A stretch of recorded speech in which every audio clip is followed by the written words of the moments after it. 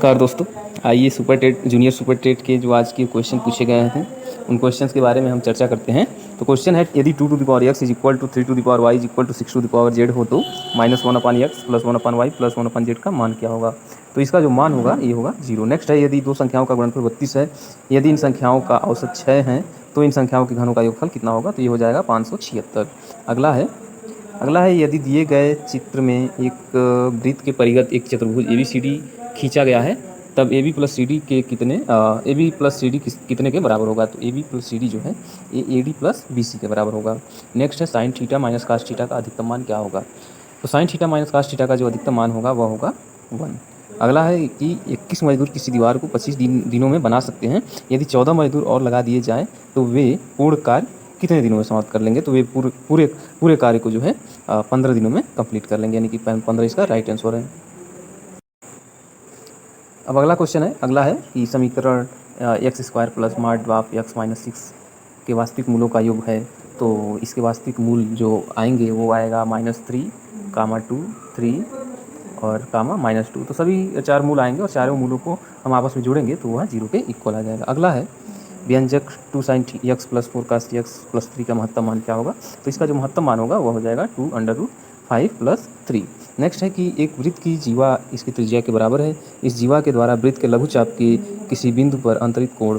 तो अगर जीवा और त्रिज्या बराबर है तो वह एक समबाहु त्रिभुज बनेगा, और समबाहु त्रिभुज में हम जानते हैं कि प्रत्येक कोण कितने का होता है, तो वह 60 का होता है। अगला है कि एक शंकु और एक अर्धगोले के समान आधार तथा समान आयतन है।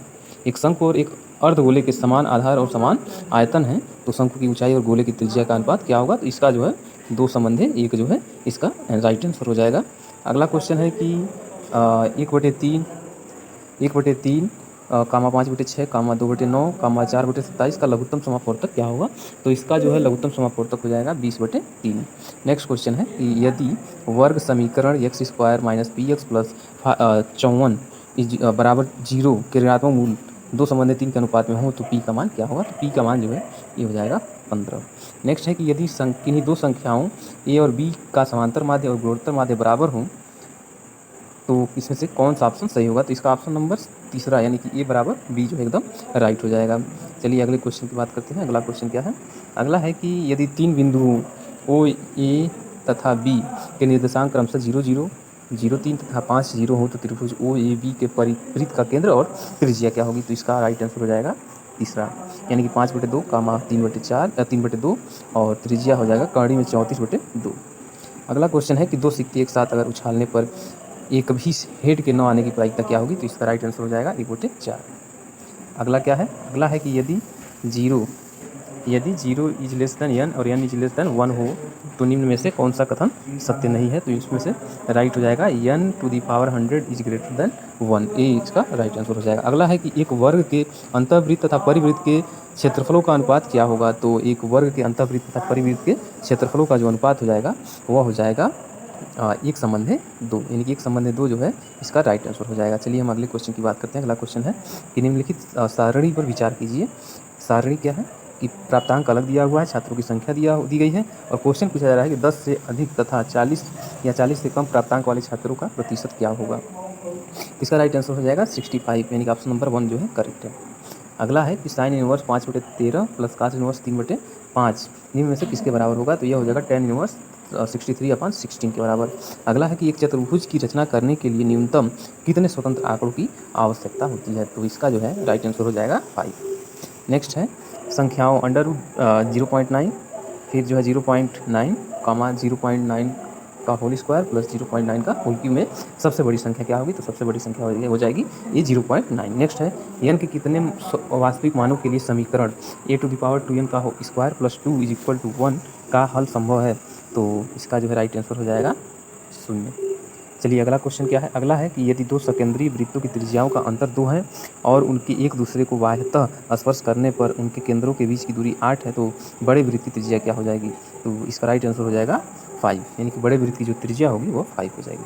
नेक्स्ट है कि यदि 3 to the power x to the power 3 to the power n plus y to the power 3 to the power n जो है x प्लस y से विभाजित हो जाता है तो n जो है किस टाइप का पूर्णांक होगा। तो इसका राइट आंसर हो जाएगा चौथा, n is greater or equal to 0।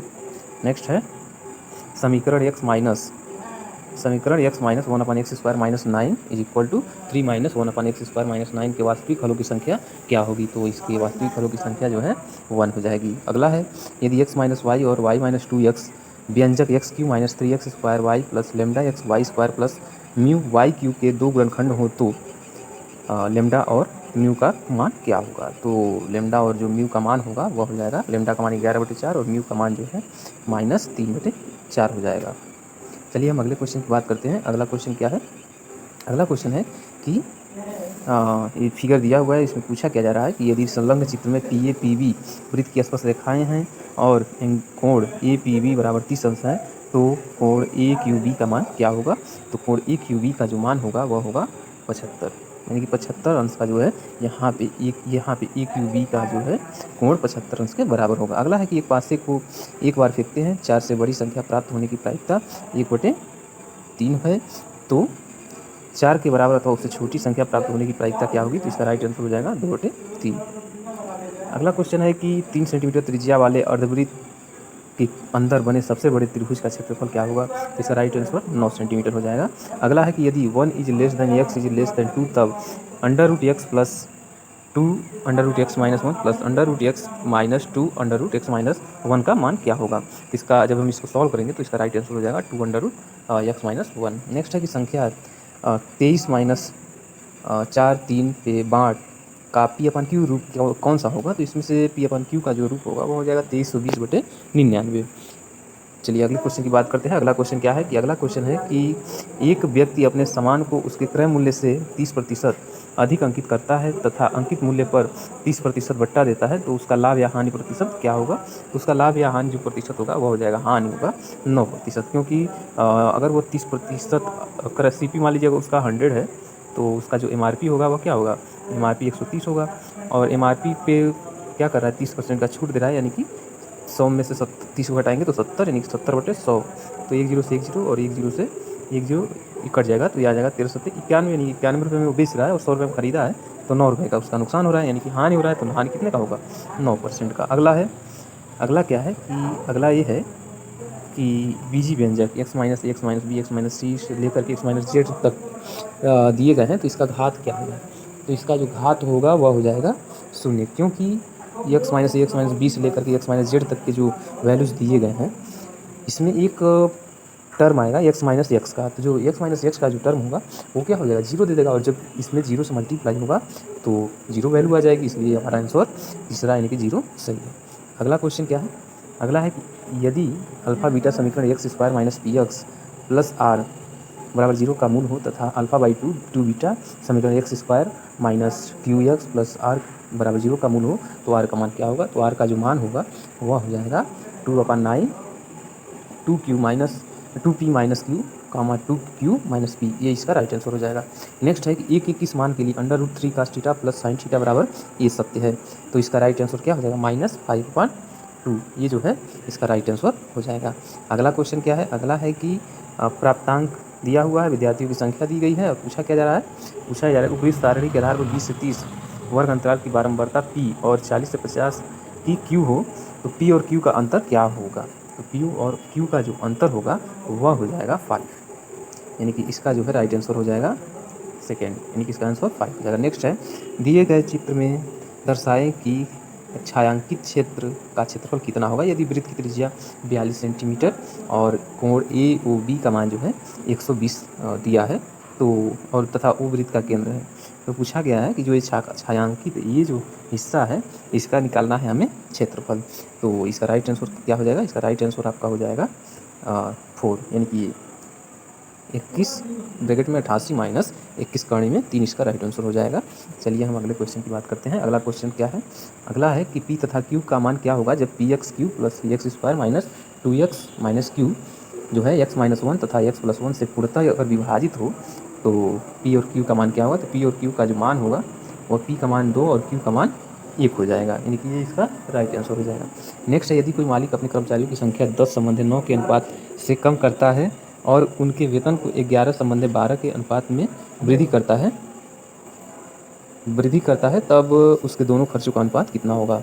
तो हम क्या करेंगे, आपस में इस मल्टीप्लाई कर देंगे, यानी कि 10 में 11 से 110 और 9 से 9 में 12 से 12 9 108, दोनों का हम माध्य निकालेंगे यानी कि औसत निकालेंगे, तो वह हो जाएगा 55 संबंध है 54, यानी कि इसका ऑप्शन नंबर 4 जो है सही है। नेक्स्ट है कि यदि a